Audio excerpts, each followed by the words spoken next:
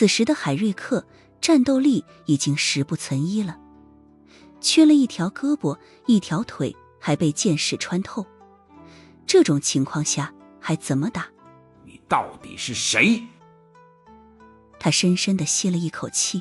我从没听说过黑暗世界有过你这一号高手，你的剑术到底是传承谁的？对面的倩影扎着高马尾，脸上戴着黑色的面罩与深色护目镜，完全看不出来具体的长相，但从那极为流畅的身姿线条之中，还是能看出来这个剑手应该还很年轻。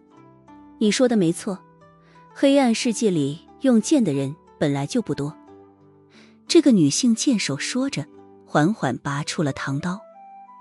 这一刻寒芒无比刺眼，光是从这光芒之中都能够感觉得出来，这把刀究竟有多么锋利。海瑞克的眉头一皱，他似乎猜到了答案。难道说你得到了剑神的传承？一念及此，海瑞克的眉头狠狠皱了起来。这种传说里的老古董，难道还活着吗？女剑手没有回答，而是继续缓缓走近。她的身上没有流露出任何的强者气息，就像是个不会功夫的邻家姑娘。可是海瑞克的面色却越来越白，自己死定了。一个武力平平的人，又怎么可能得到剑神的传承呢？海瑞克在西方黑暗世界摸爬滚打了那么久，他早就知道，那些越是看起来没有危险气息的人，越是有可能会是绝顶强者。这时候，迎月的那3名主力杀手已经来到了附近，彻底堵住了海瑞克的后路。我什么时候得罪过剑神？海瑞克说道。这老家伙为什么要安排你来杀我？那女剑手说道。你不该给他造成危险，这就是我来到这里的原因。海瑞克的眉头一皱。水？然而他的这句话还未说完，只见那女剑手的身形已是骤然腾起，宛若一片凌厉的叶片，以极快的速度飘到了海瑞克的身前。海瑞克的瞳孔骤然一缩，太快了，即便是在全盛的状态下，他的速度也和这女剑手差不多。虽然身受重伤，但战斗本能还在，他本能地抬起狼爪手套来防御，精准地挡下了那凌厉的刀光。然而下一秒，海瑞克的身体却狠狠一颤，那凌厉的刀光竟是直接透过了他的手套。确切地说，半截戴着手套的手掌已经飞了起来，鲜血飙溅。啊！海瑞克发出了一声惊天动地的痛苦嘶吼。他的金属手套是特制的，想要劈开这手套，不仅兵器要锋利之极，还要拥有超越7星猎杀者的力量爆发才可以。这个女剑手的真正实力到底有多强？然而留给海瑞克思考的时间已经不多了。唰！下一秒，那寒光便落到了海瑞克的喉间。他本能地仰头躲避，可是刀光却还是把他的脖颈劈开了一半，一线鲜血激射出来，溅得老高。海瑞克的身体随之重重摔倒在地上。这名7星猎杀者满怀信心而来，却以如此憋屈的方式死掉了。这女剑手只是看了一眼海瑞克，随后扭头走了回去，捡起自己放在地上的弓箭，消失在了山林之中。2名迎月杀手看着此景，身体前倾，微微鞠了一躬，这是他们表达敬意的方式。女剑手走出了山林，上了一台车，径直驶向机场方向。只是在开出了几百米后，他打开车窗，把手里的黑色唐刀往外面一扔，这把唐刀越过了车流，划出了完美的抛物线，在空中掠过了30米，落向了道路的斜对面，随后被一个有力的大手攥住了，居然是小庞。他还在扛着许家烟一路奔跑着。许家烟愣了一下，小庞，这把刀刚刚是从哪里冒出来的？小庞说道。从路那边飞过来的。他说道。能不能把我放下来？我快要被你颠吐了。小庞于是坚决执行老板娘的命令，立刻停下了脚步，双脚甚至在地面上踩出了一个浅浅的坑，这和急刹车都没什么区别了。噗！徐小浪本来就有内伤，这一下终于被巨大的惯性搞得吐了一口血。小庞，老板娘，你吐血了。许家烟擦了擦嘴角的血迹，有些无语还。不是被你搞的。小庞认真说道。老板娘，请你自重。许家烟知道自己跟小庞完全不在一个频道上，他说道。咱们要不要回去帮无忌？小庞说道。老板没事，老板娘请放心。你怎么知道没事？许家烟的媚眼中仍旧满是担忧，说道。他面对的那可是7星猎杀者。小庞攥着那把唐刀，那个家伙已经死在这，把刀下了。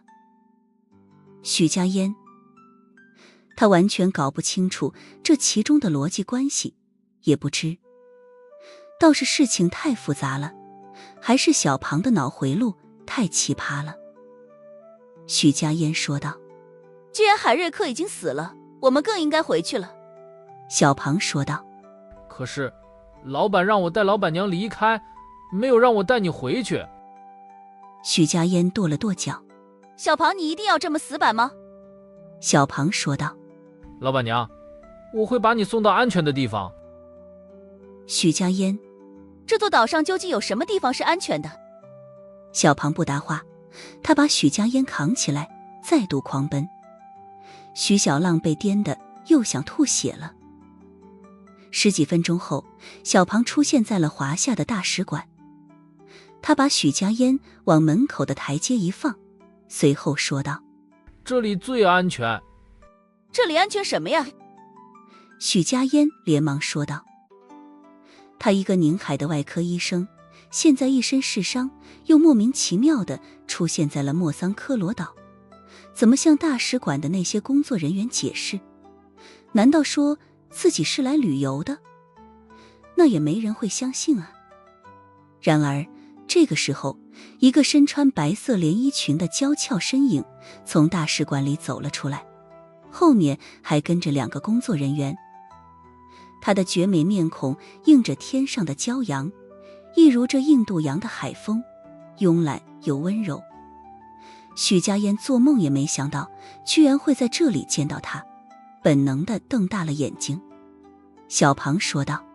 所以我才说这里很安全。许家烟回过神来。小庞，你怎么知道那么多事情？是不是你老板都不知道？老板娘不让我说。小庞很认真地说道。显然这一次他口中的老板娘不是许家烟，而是对面那个白裙姑娘。不是说要和我组成联盟的吗？现在见到我连个招呼都不打。白裙姑娘看着脸上还有不少血迹的许家烟，唇线变得柔和了些许，呵呵一笑说道。蔡舅，多练，不然你还差得远。她这一微笑似乎让周遭的阳光都变得温柔了许多。许家烟的眼眶明显红了。白裙姑娘拿出了一张湿巾，给许家烟擦了擦脸上半干的血痕。这一刻，许家烟分明看到对方的号腕上戴着一个翠绿欲滴的镯子，那种绿色极为灵动，仿佛其中正在流淌着无穷的生命力，感受着清凉的湿巾在脸上擦拭着。徐小浪撅了撅嘴，大眼睛看起来已是泫然欲泣。他往前跨了一步，抱住了白裙姑娘，道：莫哥姐能在这里见到你，真好。再次在异国他乡见到这位曾经救过自己的姐姐，许家嫣只觉得对方跟自家的亲人一样，尤其是给自己擦拭血迹的动作，简直温柔的不像之前的那个他。我把新加坡最好的医生带来了，白木哥说道。你已经无力再战，先进去检查一下身体。说这话的时候，他并未避着身边2名大使馆的工作人员。莫哥姐，那你呢？许家嫣见此，也没有多问白木哥是用何种身份出现在大使馆的。来都来了，我得去帮他。白木哥说着，看向小庞手里的唐刀，声音平静：小庞，这把刀借我用一下。只是他的眼光里似乎有着一抹微微的诧异，似乎没想到在这非洲的海岛上居然会见到自己最擅长使用的兵器。许家嫣微笑着说道：这把刀之前被皇后酒吧的某个老板娘借走，刚刚才还了回来。这许小浪也是个人精，还想趁机套小庞的话。白木哥的眉头一挑：哪个老板娘？小庞说道：老板娘不让我说。许家嫣换了个问法：这个老板娘排第几？小庞：比你们都靠前。白木哥抿了抿嘴，沉默了几秒钟，才说道：这里好像也不是那么需要我。大使馆前气氛一片安静。良久之后，许家嫣看向自己的同盟姐姐，艰难地说道：排名比我们都靠前，没想到穆千羽居然藏得这么深。陈曦已经和深田雪乃后撤了，苏无忌喘着粗气走回了交战现场，一屁股坐倒在地。此时艾斯戴尔还在与阿曼德激战，现场的气爆声非常震撼，宛若一道道闷雷不断炸响，好似有一场雷暴雨在莫桑科罗岛的上空酝酿着。苏无忌真的很难想象，戴尔姐姐这看起来细柔弱的身体居然能爆发出这么恐怖的力量。看来黑暗世界里的人气真是不能轻易招惹，个个都是夺命黑寡妇啊。然而就在这个时候，本来正在观战的苏无忌忽然间站了起来，因为紧接着一个白衣身影从无尽尘埃中倒飞了出来，竟然是艾斯戴尔。苏无忌正处于他所倒飞的方向上，他甚至都没来得及做出卸力的动作，艾斯戴尔便结结实实地撞进他的怀里面，两人一起飞出了10几米，重重地落了地，翻滚了10几圈才停了下来。这时候艾斯戴尔正趴在苏无忌的身上，玲珑的身躯和他紧紧相贴。戴尔，你这是？艾斯戴尔没回答，他的绝美俏脸明显透着一抹不正常的红晕，随后控制不住的一张口，噗，一口温热的鲜血直接喷在了苏无忌的嘴巴里。高贵夫人的鲜血是什么味道的？这个问题着实是有些小众和变态，但苏无忌现在也是可以回答出来了，有点涩味和腥气，起码不是香的，不是甜的，不好闻，不好吃，甚至有些血直接呛到了嗓子里，让他还忍不住的咳嗽几声。此时艾斯戴尔的白色夏装上已经沾染了不少灰尘与血迹，暴露在外的小臂和小腿也都有诸多擦破的痕迹，银月的杀手教官实力明显超越七星猎杀者，可是却在那位猎杀者创始人的面前败下阵来。其实以艾斯戴尔30多岁的年纪，能和阿曼德纠缠到这个地步，已经是天纵之才了。可惜后者虽然年龄已经大了，隐退的这10余年间，从来也没停下过提升的脚步。戴尔姐姐，苏无忌的双臂分别搂着艾斯戴尔的纤腰和后背，说道：你的状态怎么样？艾斯戴尔抬起头来，那双本来如宝石般的眼，睛里此刻已经布上了一层血丝了，蓝宝石变成了红宝石。他看到了自己的鲜血，喷得苏无忌下半张脸都是，眼睛里立刻又涌出了一股强烈的波动，似乎觉得自己把对方弄脏了。抱歉，艾斯戴尔说道。高贵的白天鹅可从不想别人看到自己白羽掉落的一面，更不想让自己的狼狈影响到别人。苏无忌抱着他起身说道：我幸亏回来了。事实上，如果不是苏无忌刚刚及时接住了艾斯戴尔，充当了活人垫子，估计艾斯戴尔那张绝美的俏脸已经和地面亲密接触，必然严重破了相了。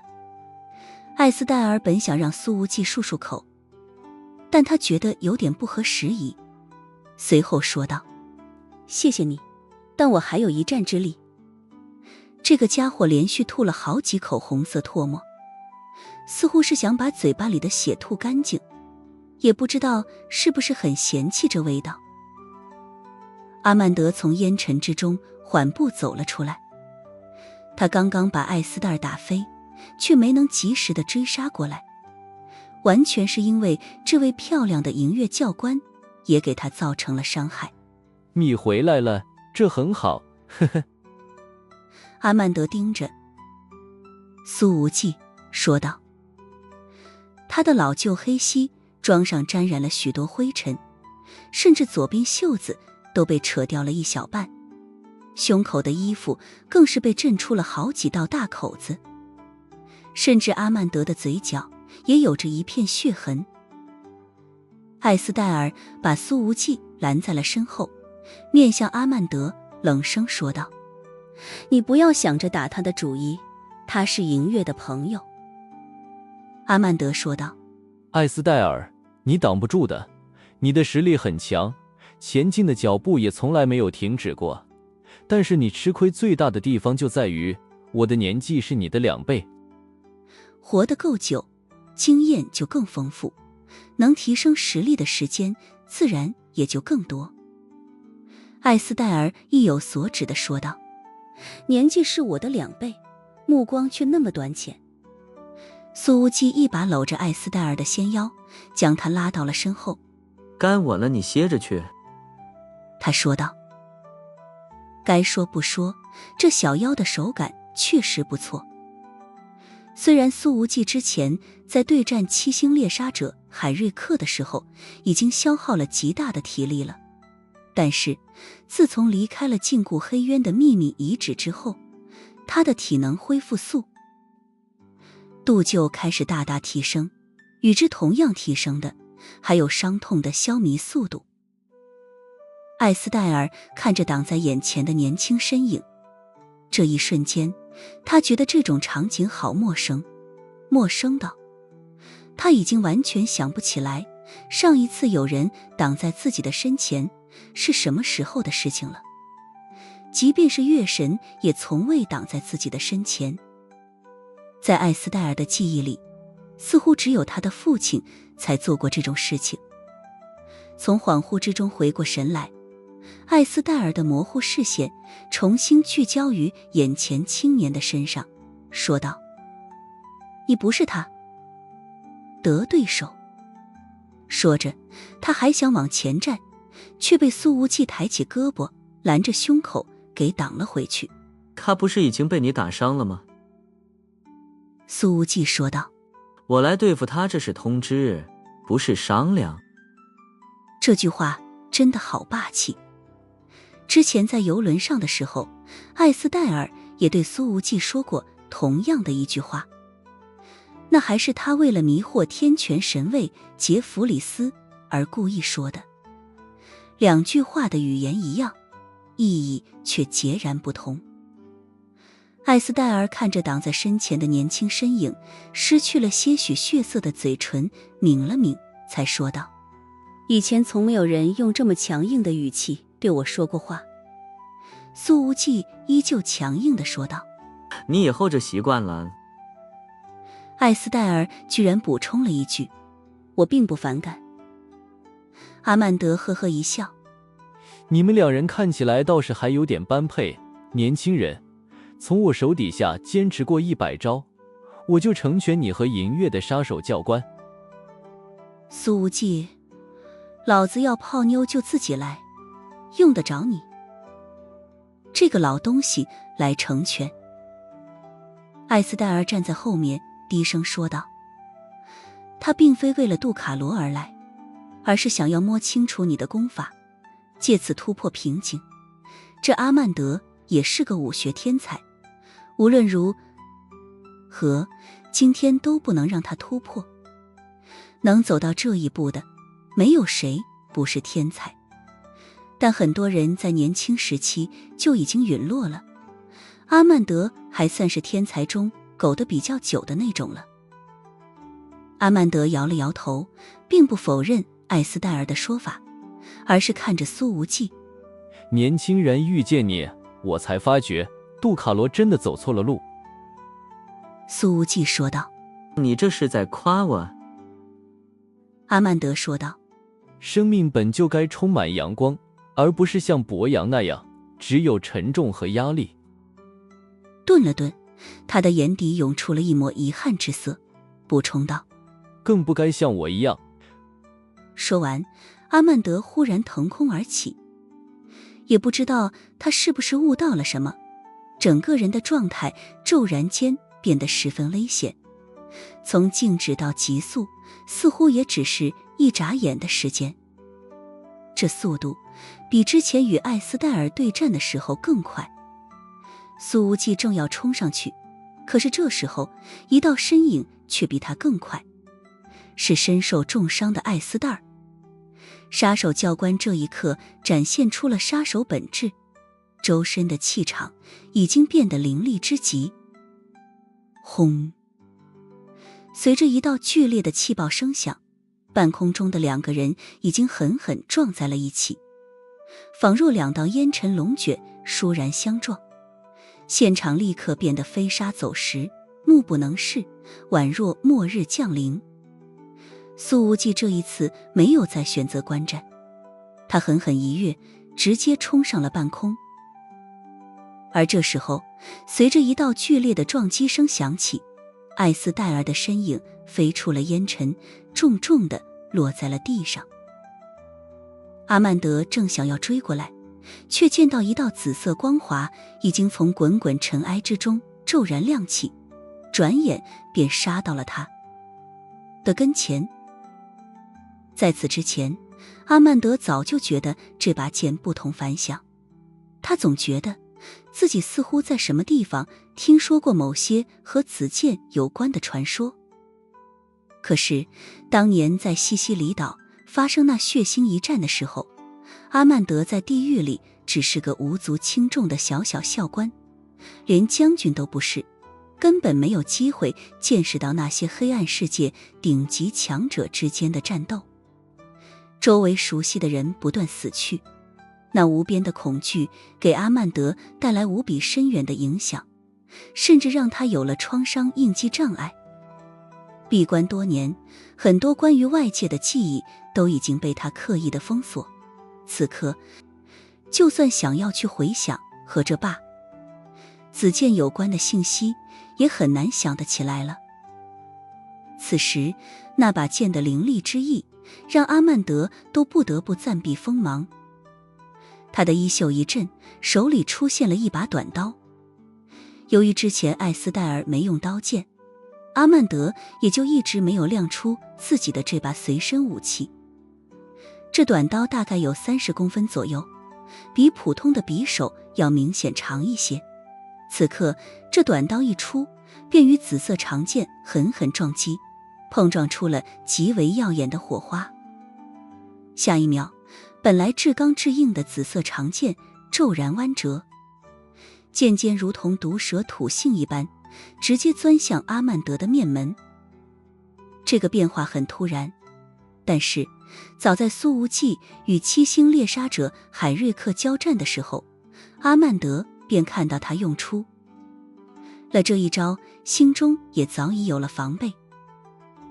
阿曼德的身体一个当空后仰，竟是直接抬手捏住了紫色软剑的剑身，狠狠一扯，从他的手上释放出了巨大的力量，顺着剑身传导到了苏无忌的手上。后者差点握不住手中的剑，虎口的皮肤瞬间崩裂，整个人直接失控飞出。阿曼德落了地，随后再度腾身而起，准备追上去。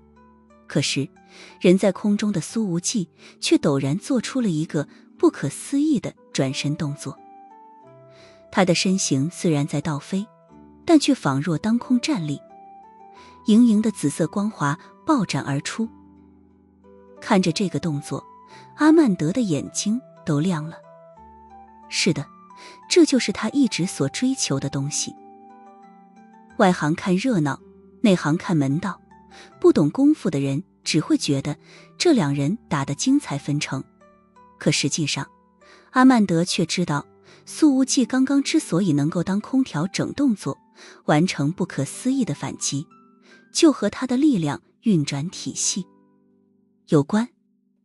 这个年轻人的身上的确有着自己最想要的功法。如果真的能够突破瓶颈，那么自己或许就能知道那传说中的天际线境界是什么样子的了。一念及此，阿曼德的眼睛里满是热切。他闭关多年，早就认为自己的心境已经沉静无比，根本没有什么事情能够再引起心情的波动。可现在阿曼德知道自己的心境还需要再磨练，而磨练的方法就是拿到这个年轻人的功法，不然自己将夜不能寐。可是就在阿曼德心念电转的时候，那一道紫色光华已经劈到了他的身前。他没有轻视这一剑，而是直接抬起自己的短刀，狠狠斩向了那一道紫芒。铿，金铁交鸣之声响起，苏无忌的长剑似乎被挡下了。可是这一刻，紫色光华却好像更加炽烈了。倒在一旁地上的艾斯戴尔分明看到，在这烟尘飘散的天空之下，仿佛升起了一轮紫色的太阳。轰！下一秒，紫色烈阳的光芒已经将阿曼德包裹，随后轰然爆散。这一次的紫色烈阳照亮了艾斯戴尔的双眼，他那宝石般的眸子被紫色的光芒所映衬着，已然变得无比惊艳动人。苏无忌对阿曼德所释放的这一次攻击，哪怕是以这位杀手教官的超绝实力，也感受到了强烈的危险。几秒钟之后，紫色剑光爆散，似乎那一轮太阳炸成了无数的流星。苏无忌旋转着飞出了10几米，落地之后完全控制不住身形，踉跄了10几步，随后撞进了一个柔软的怀抱里。这一次是艾斯戴尔拖着受伤的身子接住了他。谢了哈，戴尔姐姐。苏无忌立足未稳，倒是先咧嘴说了一句。只不过现在的银月杀手教官也没有了太多的体力，两人双双摔倒在地。苏无忌的嘴巴重重地磕在了艾斯戴尔的嘴唇上。这一刻，他只觉得电视剧里演的都是扯淡的。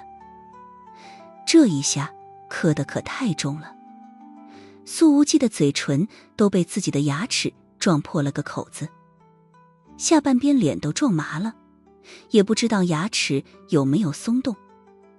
这种情况下，电视剧里的男女主角还能借此机会撞出暧昧的接吻，一点都不美好。尤其是下一秒，苏无忌本能的一张嘴，呕吐了。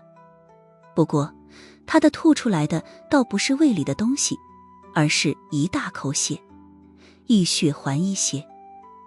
于是艾斯戴尔的口腔里也充满了浓郁的男人味，不，血腥气。没有人知道，这一刻，杀手教官心里的第一份念头便是扯平了。原来这就是以血还血，戴尔心中说道。这一口鲜血里有好几滴都呛进了艾斯戴尔的气管里。他开始不受控制地挺胸仰头，剧烈地咳嗽了起来。苏无忌连忙从他的胸口下来了。艾斯戴尔翻过身，趴在地上继续咳嗽着。这个气质高贵的女人，即便是伏地咳嗽的时候，姿态都一点不狼狈，那腰与臀的曲线反而流露出无穷的美好，极能激起男人的保护欲望。苏无忌又吐了一口血，才艰难地站了起来。刚刚他这蓄势一击，其实是接近巅峰状态下的最强爆发了。这么凶狠的爆发，苏无忌一共也来不了几次。更何况他的体力之前就已经被那个七星猎杀折给消耗了很多了。虽然恢复速度还算比较快，但终究赶不上消耗的速度。然而这时候阿曼德并没继续进攻，这位猎杀者体系的创始人正处于前所未有的狼狈时刻。他上半身的那件老旧西装外套已经被剑光斩成了布条了，就连体表都充满了纵横交错的剑伤，鲜血不断流出，已经把白衬衫的那些布条占住，把他那条明显属于上个时代的宽松西装裤给浸红了一半。但是阿曼德却似乎感觉不到疼，表情之中写满了狂喜。这种爆发，对，就是这种力量爆发，快，给我再来一次。他看向苏无忌的眼光里充斥着更加浓郁的热切之意。苏无忌站在艾斯戴尔的身边说道，这个阿曼德的脑子有病吗？艾斯戴尔的剧烈咳嗽好不容易才缓解了，他深吸了一口气，面无表情地说道，那你就给他再来一下。话音落下，紫色的剑光已经再度亮起来，这一次与之前有所不同，苏无忌的身形似乎已经与剑光融为一体，轰然砸向阿曼德。艾斯戴尔即便坐在10几米开外，可也已经清楚地感受到那凌厉的剑气，似乎要把整片空间切割成无数的碎片。剧烈的气爆声和金铁交鸣之声已经响成了一片。10几秒钟之后，一道身形倒飞出来。艾斯戴尔刚刚想要运转力量腾起身子去接住苏无忌，但是身形却是猛然一顿，又控制不住地吐出了一大口鲜血。不过苏无忌也正好摔在了他的身前几米处。落地了之后，阿曼德施加在苏无忌身体上的力道还没有完全消减，他在地面上快速滑行，又狠狠撞在了艾斯戴尔的身上。银月的杀手教官着实被撞得不轻，又一次用他那柔软的身子充当了苏无忌的缓冲垫。还好这次俩人没嘴对嘴的吐血。阿曼德缓缓从烟尘中走了出来，他身上的血痕更多了，从上半身流出来的鲜血还在不断持续地向下浸染着裤子。但是这个老家伙脸上的喜色明显更多了一些。太好了，这就是我想要的东西。年轻人，你的传承到底来自于谁？阿曼德问道。他说话的时候，嘴角居然又流出了一丝鲜血。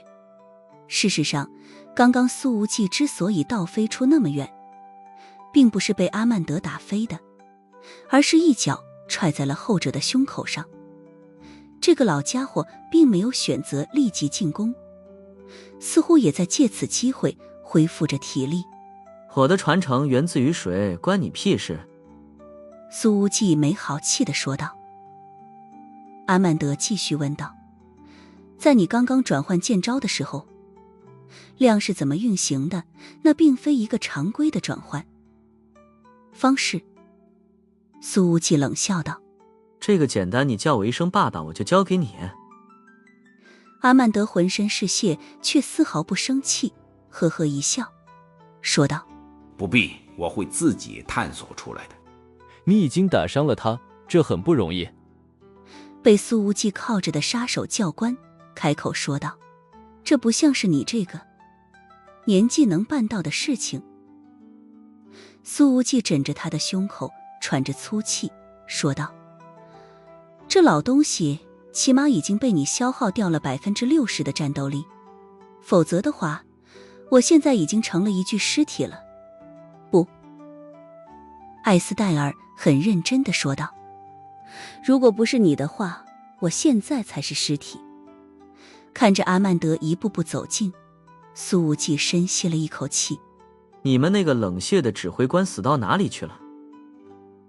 艾斯戴尔说道，他需要掌控全局，而不是在意一城一地的得失。这一次，杜卡罗和银月激战，战场遍布整个莫桑科罗岛。虽然现在看起来银月正处于盛世之中，可主力杀手损失状况很严重，而杜卡罗的猎杀者说不定还占据着人数上的优势。苏无忌说道，行嘛，一城一地的得失，呵呵。不知道是出于什么心理，听到艾斯戴尔替那个冷血的指挥官解释，苏无忌的心里莫名有些不太爽。随后他抹了一把嘴角的鲜血，拍了拍艾斯戴尔的大腿道，戴尔姐，你抬抬屁股往后挪一点。话音落下，苏无忌骤然前扑，紫色的剑芒再度亮起。因为这时候阿曼德已经主动出手了，那看似已经很是苍老的枯手，却带来了极度狂猛的威势，只是简简单单的一拍，气浪便骤然席卷而来。阿曼德显然已经调用起了全身的力量，在他出手的那一刻，身上那些纵横交错的剑痕同时炸起了数不清的血珠。苏无忌挥动着紫色长剑，毫不犹豫地迎向那席卷而来的烟尘龙卷，没有一丝劲气能穿透他的防守。看着这个青年一夫当关的背影，艾斯戴尔的眼光轻动，似乎再度看到了自己年轻时候的模样。月神，他在保护我，你什么时候能像他一样？此刻杀手教官的心中忍不住地冒出了这个问题，随后他便给出了答案，而你这辈子都不可能这么做了。随后他便按照苏无忌刚刚所提出的要求，抬起那弧度美好的地方往后挪去。然而苏无忌明显已经有些体力不支了，由于每次出手都是越级而战，他每一次的全力爆发都会加剧身体的负荷。阿曼德虽然也明显疲累之极，但相对于苏无忌而言却还是游刃有余的。紫色剑芒并未对他造成致命伤害，这个老家伙依旧可以在力量上完成对苏无忌剑招的压制。这种高频又巨量的力量输出，让苏无忌的胸强火辣辣的，心脏跳动的速度已经快要让他承受不住了，呼吸都开始带来了灼烧般的疼痛感了。给老子死！他吼了一声，紫色剑芒大盛，那一轮剑光太阳眼看着就要释放而出。可是接下来一道铿然之声骤然响起，苏无忌只感觉到一股巨力沿着剑身传递到了自己的手臂上，整条胳膊瞬间发麻，烈阳当空被打断了。此时阿曼德的那一把短刀正狠狠斩在紫色长剑的剑身上。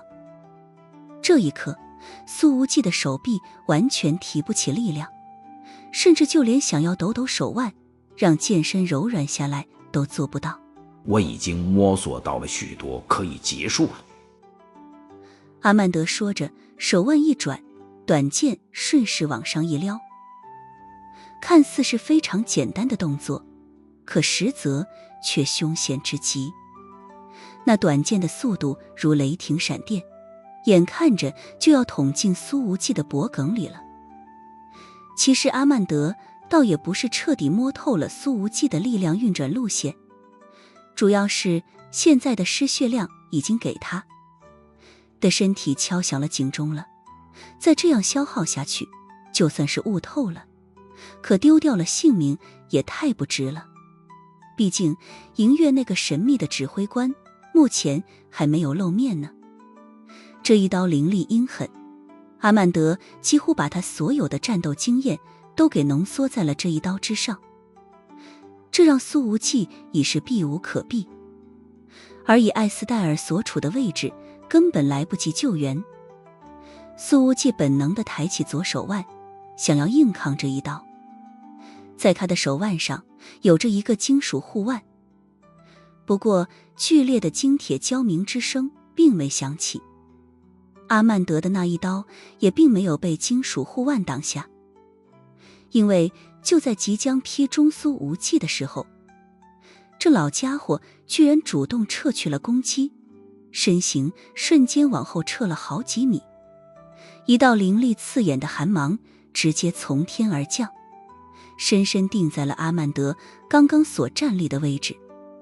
那赫然是一把唐刀，刀尖定在路基下方的石头上，刀柄剧烈颤动不已，刀身发出了龙吟般的嗡鸣声。唐刀。不知何时，一架直升机已经来到了头顶上方的20米高度上。在苏无忌抬头的那一刻，一道身穿紫色战斗服的身影已经跨出舱门，凌空跃下。看着那从天而降的紫衣身影，苏无忌的眼睛已经亮起来了，无穷的惊喜从他的眼底显现而出。说实话，苏无忌根本没有想到，这个姑娘竟然会出现在这印度洋的海岛上。白木哥，事实上从大使馆到这交战地并不远，乘坐直升机也就是2分钟的功夫罢了。此时白木哥戴着半边面罩，遮住了眼睛以下的半张脸，头发扎成了方便战斗的单马尾，美好的身段被紫色战斗服上的腰带凸显得更加明显。我本来觉得这里不一定需要我，怕打扰你和别人的相处。白木哥声音淡淡地说了一句。他站在苏无忌的身前，背对着这个让他日思夜想的男人，盯着退却的阿曼德，伸手拔出了地上的唐刀。然而下一秒，他便被一双手臂从后面紧紧地环住了。我当然需要你。苏无忌说着，直接把白木哥的脸掰过来，狠狠地吻了上去。白大小姐的嘴巴被堵住，什么话都说不出来了。哪怕当着杜卡罗大佬和银月教官的面，苏无忌也没有丝毫不好意思，吻得热热烈烈，甚至直接把舌头向白木哥的口中探去。东亚叶皇那本来已经提升到战斗状态的身体，一下子被轻得软了下来。他之前在空中之时，便远远看到了苏无忌挡在另一个女人的身前，心中还有些不是滋味。白大小姐从来不习惯自己的心神全被一个男人牵着走，可是自从上次离开首都之后，她没有一天不想他。确切地说，每一刻。以前的自己非常享受一个人的独处状态，根本不知道孤单为何物。可现在，在离开他的每一秒，这种孤单都让人难以承受。可是，这家伙一见面就亲上来，这足以胜过千言万语的一吻，把白木哥所有不是滋味的心情都带走了。苏无忌口腔里的血腥味道是那么的热烈，热烈到他想要彻底融化在其中。苏无忌搂着白木哥的腰，明显轻得有些忘情，手已经不自觉地向下方滑去了。可是就在这一秒，白木哥忽然间伸出左手，将苏无忌直接推开。什么时候了？还摸？下一秒，他便一个前冲，直接挥刀斩向了阿曼德。你当心！苏无忌喊道。然而这时候，阿曼德却选择撤退了。他并未迎向白木哥的刀光，反而迅速地朝着后方狂奔。这个老家伙几乎把所有的力量都用在了双足之上。白木哥毫不犹豫地向前追去，可是这时候，一道声音却响起来：“不用追他。”这是艾斯戴尔的声音。这位杀手教官已经站了起来，眼睛里透着光，喊道：“他已经死定了。”白木哥停下了脚步。事实上，在这个阿曼德全力爆发之下，他确实已经被甩开了些许距离，倒是空中的直升机正一路狂追。直升机的驾驶员竟然是之前在挂水的崔西。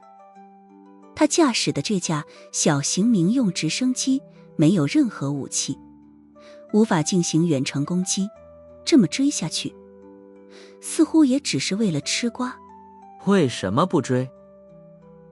苏无忌扭头问向艾斯戴尔。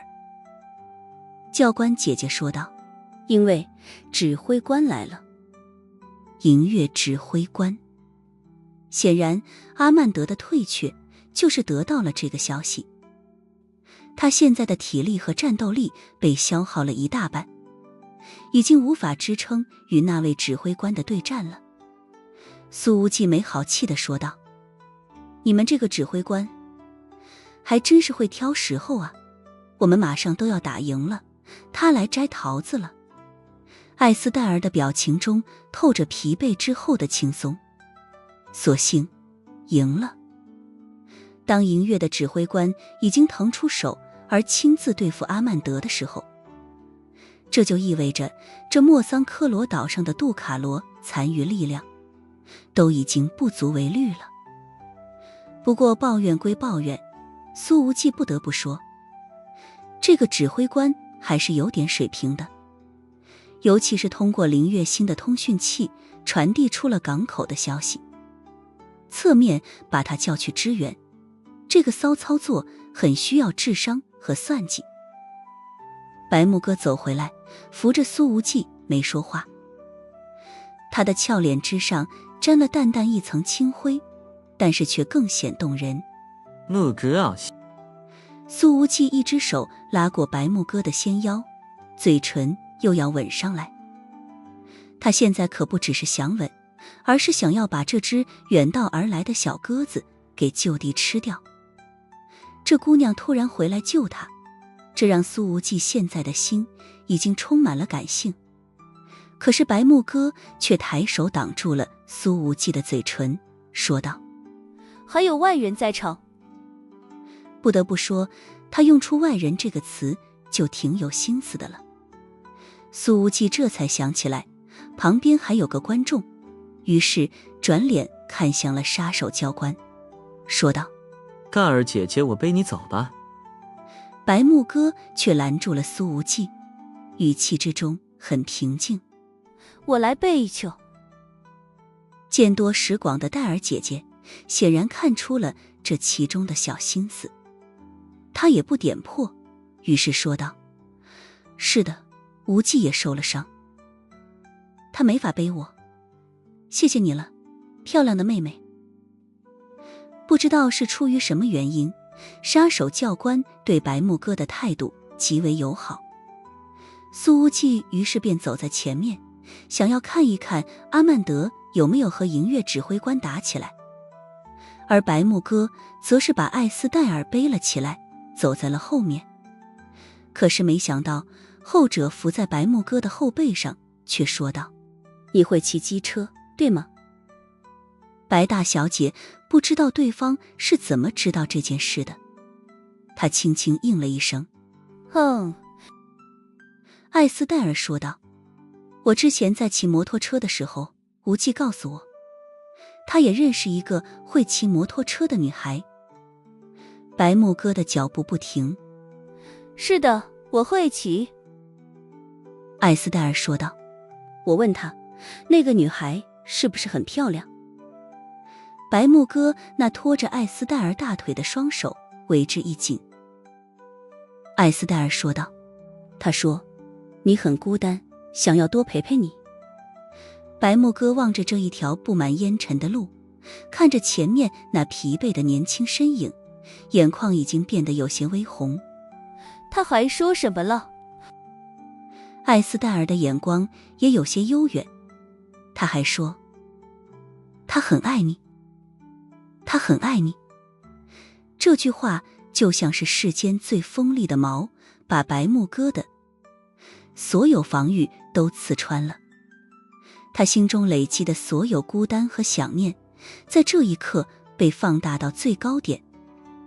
有这句话，自己走过的那些路，经历的那些辛苦，都变得不值一提了。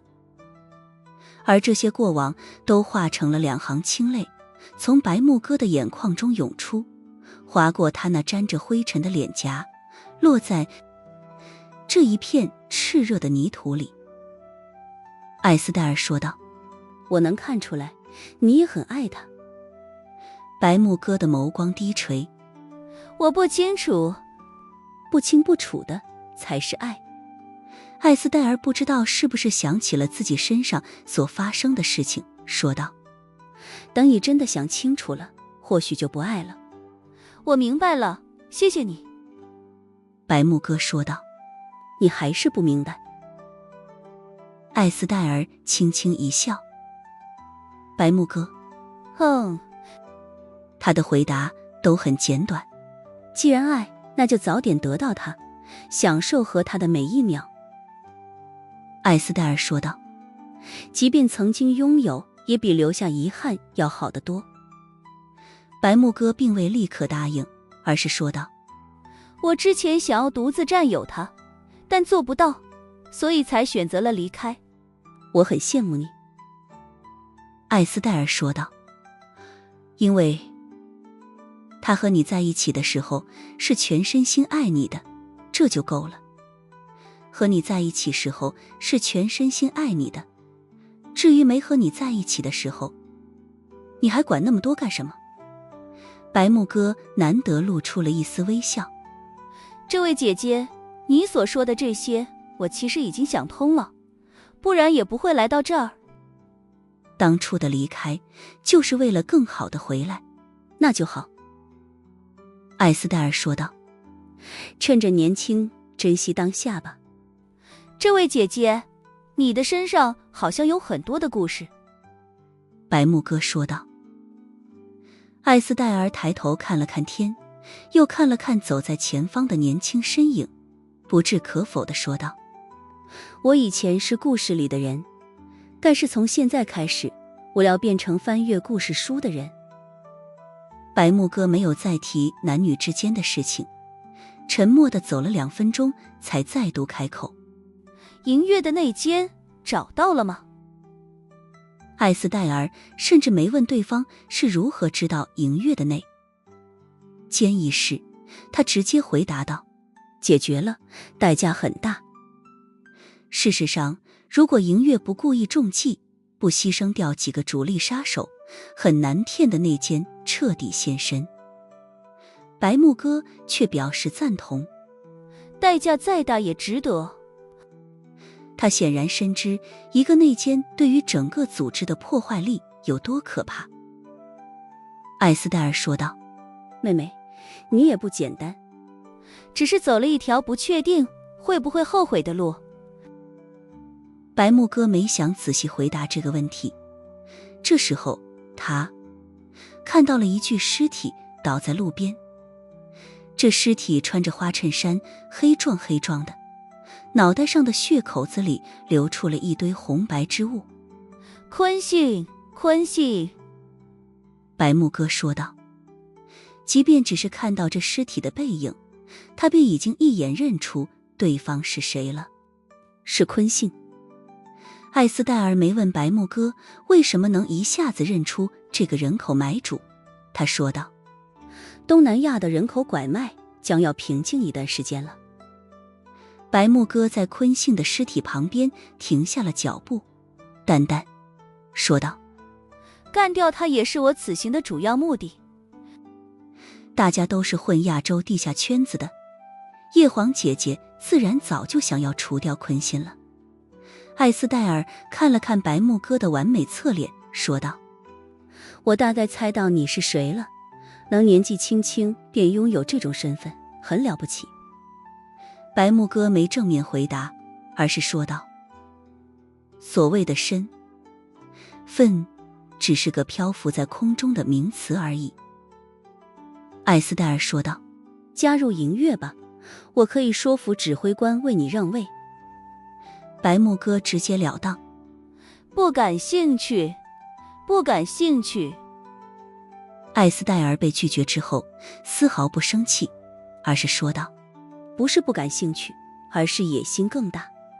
现在这一湾脆弱的银月承载不了你的野望。白木哥沉默，随后摇了摇头：曾经是，现在不是了。艾斯戴尔轻轻一笑，眼睛里却闪过了一抹落寞，说道：我看到你的时候，就像看到曾经的月神，你们一模一样。苏无忌走在艾斯戴尔和白木哥的前面，他正想要看一看前面的交战情况，却听到自己的通讯器响了起来。死了，死了！这是崔西的声音，这家伙的语气里似乎还挺激动的。看来之前的疯狂窜稀并没有消耗掉他太多的体力。苏无忌：怎么死了的？谁死了？崔西说道：那个阿曼德死掉了，被一个戴着口罩的男人10刀砍死。苏无忌：只用了10刀。毕竟这个时候的阿曼德虽然战斗力还不足20%，但能10刀劈死他，对方的实力达到什么程度？崔西接着说道：10刀，每一刀都是压制，而且我能看出来，这还不是他的极限。苏无忌有些感慨，不愧是银月的指挥官，真特么的强。看来我还有很长的路要走，也不知道他此刻是不是把银月当成了自己的后宫，才会生出如此比较之心。这时候埃洛文的声音也在通讯器里响起来：银月的指挥官实力应该已经堪比那些天神了，能干掉战斗力大减的阿曼德非常正常。停顿了一下，埃洛文又说道：而影子在他的年纪就能把阿曼德消耗到这种地步，这才是不正常的。崔西嘿嘿笑了起来：我们鼻孔朝天的埃洛文天王什么时候也这么会给男人提供情绪价值了？不过你确实得有点危机感了。你看看，这座岛上来了多少妹子了？再不努力，前50名里都没有你了。埃洛文，滚开，窜你的西去！这还不说还好，崔西一听，肚子里竟然又开始咕噜了起来。糟了，我还在天上！他的脸色一变，立刻夹紧双腿，想要憋住。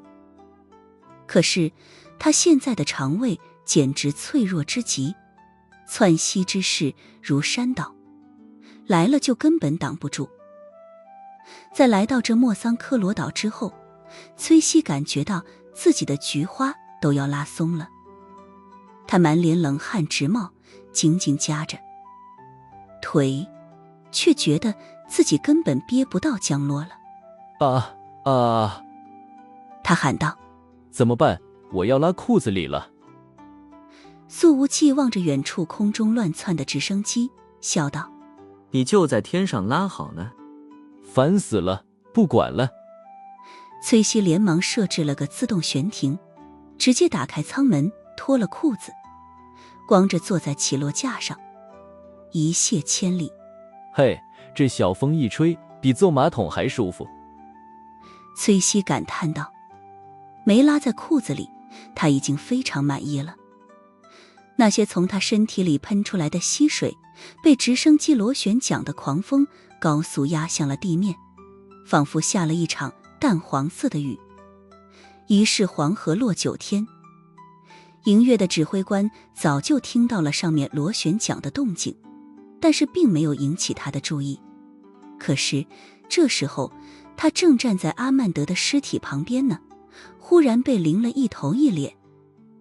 他摘下了黑色口罩，抹了一把脸上的水，心里还有点纳闷儿，这雨下得怎么一点都不均匀，还有一股酸烘烘臭烘烘的味道。好像还有点黏糊糊的，眼皮都有点要被粘住了。这位大哥抬头一看，好家伙，直升机的起落架上，一个长着不少汗毛的男人定正对着自己开闸泄洪呢。混蛋！他吼道。然而直升机正当空悬停呢，崔西的溪水被螺旋桨吹得到处都是，把周遭的大一片都覆盖在内了。这个指挥官一张嘴说话，立刻又有液体被风吹进来。他根本不理解这个人为什么那么能拉，这特么的简直是溪流成河。这指挥官杀人的心都有了，直接把手枪从腰间拔了出来。然而崔西的下半截功能不怎么样，指挥官则是上半截不太好，身上几乎布满了黄色的点点，口腔里都布满着那酸臭的味道，使得胃部立刻开始了翻江倒海。很危险啊！指挥官的双手撑着膝盖，弯着腰，控制不住，地吐个不停。崔西本来正爽着呢，往下低头一看，立刻一哆嗦，扒着舱门的手一松，差点没掉下去。可是肚子里还在翻江倒海着，根本停不下来。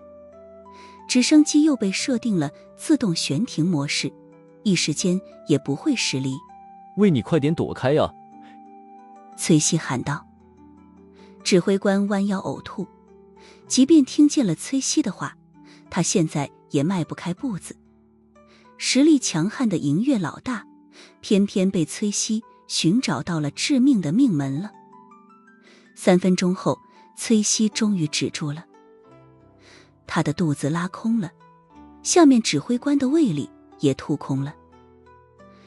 想必过一段时间，这一片草地的长势要比周围更喜人一些。崔西实在不敢在这里多待了，掏出纸来胡乱擦了2下，把纸随便一丢，裤子都顾不得提上，连忙爬进了座舱。这时候指挥官好不容易吐完了，然后抬起了头，呼啦，一张被黄水染透了的纸巾结结实实地糊在了他的脸上。崔西一扭头，看到了此景，简直头皮发麻，立刻驾驶着直升机远去。他喘着粗气，在通讯器里说道：他反正看到的是我的屁股，不是我的脸，认不出我是谁。谁洗我是谁？你怎么了？埃洛文问道。然而紧接着，这几个人的手机都响起了群消息的提示音。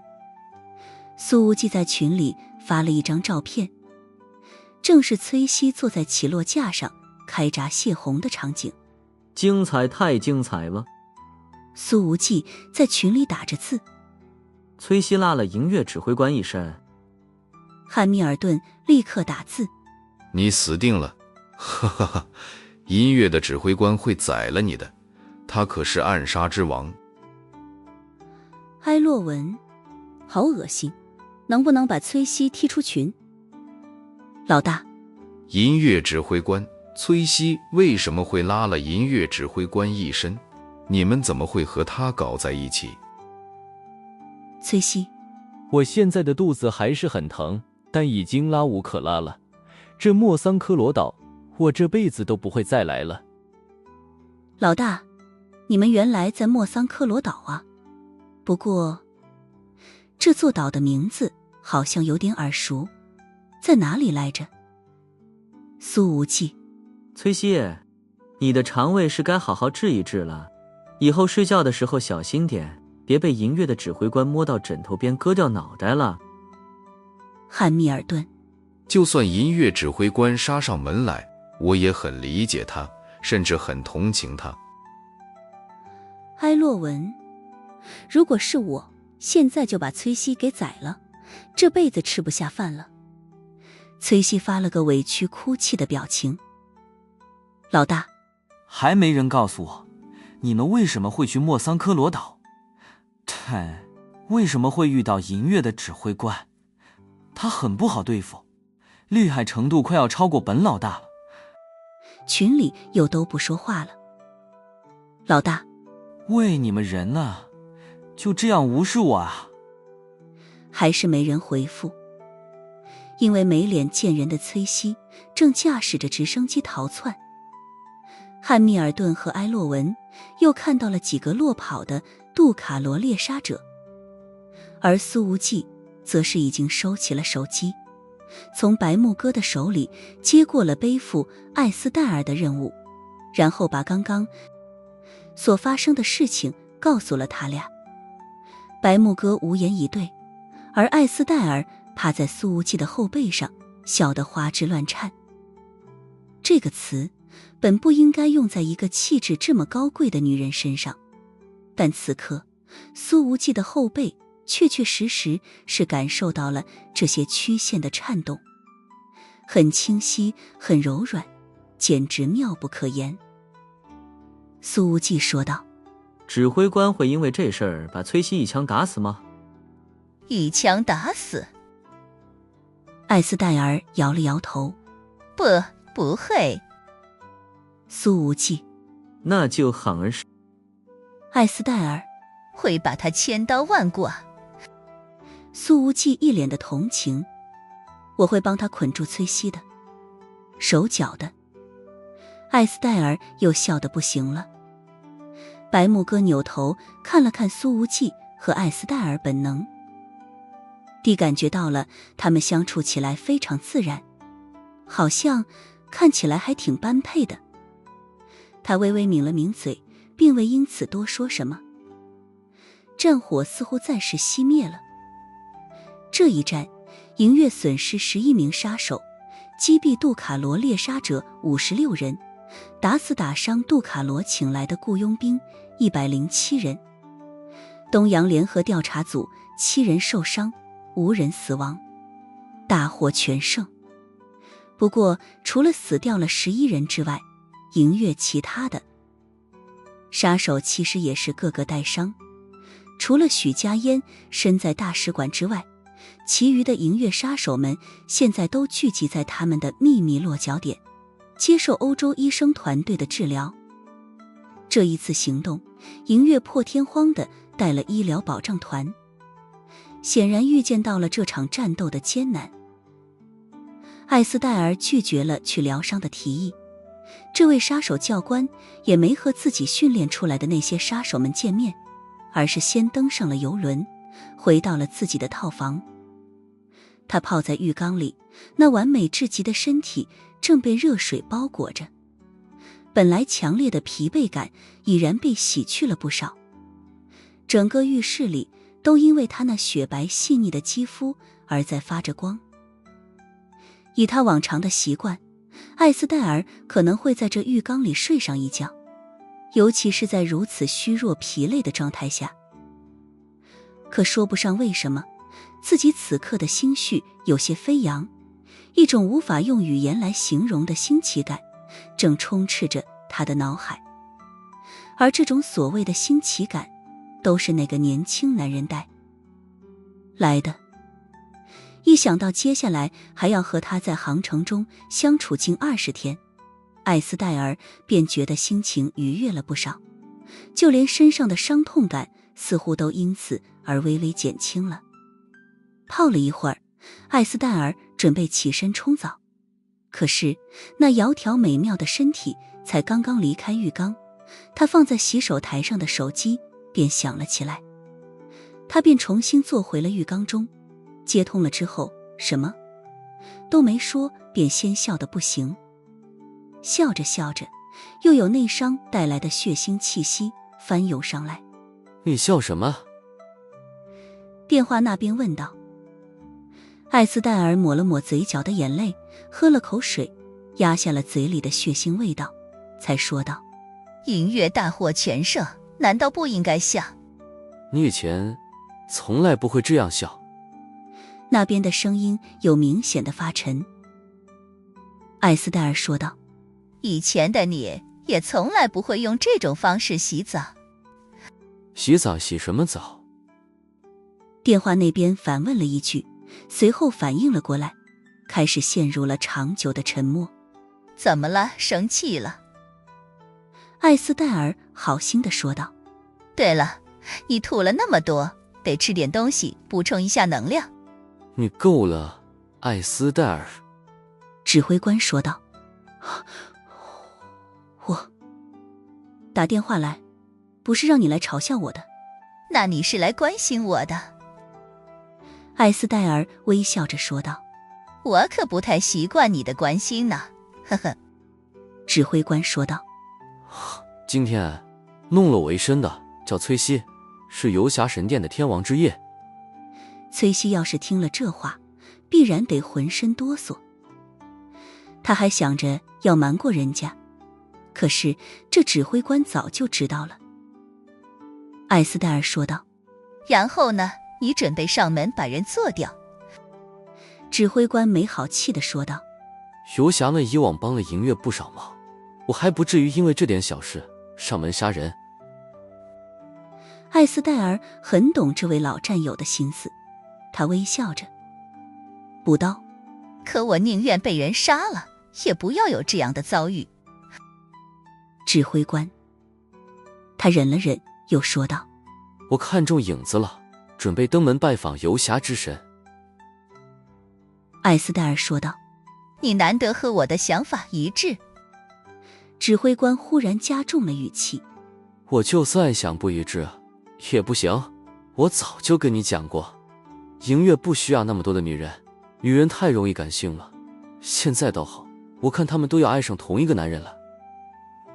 艾斯戴尔听了这话，本来只是当句玩笑，笑了笑，但随后不知道想起了什么往事，笑容微微一收，道：他比同年龄段的月神强多了。可现在的月神一根手指头就能按死他。中年指挥官似乎意识到了艾斯戴尔要做什么，立刻说道：你的想法很危险，不要这么想了。艾斯戴尔的眼睛里浮现出了一抹极少从他身上见到的挑衅之意。